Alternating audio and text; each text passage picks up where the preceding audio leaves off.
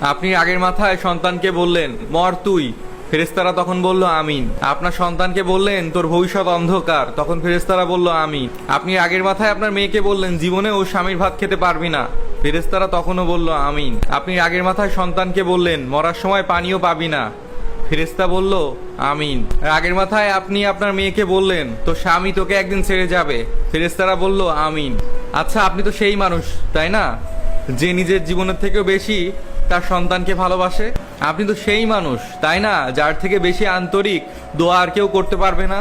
আপনি কি জানেন ফেরেশতারা প্রতিটা কথার পরে আমিন বলেন? আপনি কি জানেন মা বাবার আগের মাথায় বলা প্রতিটা কথা আল্লাহর দরবারে কবুল হয়? তো আপনার কলিজার টুকরা সন্তানের ক্ষতি আপনি নিজেই করছেন না তো? আপনার সন্তান অন্যায় করেছে, তো বাবা মা হিসেবে আপনি তাদেরকে ওইসব না বলে এভাবে বলুন আল্লাহ তোকে হেদায়েত দিন, আমার জন্য চক্ষু শীতলকারী বানান। অথবা বলতে পারেন আল্লাহ তোকে ওমর রাদিয়াল্লাহু তাআলা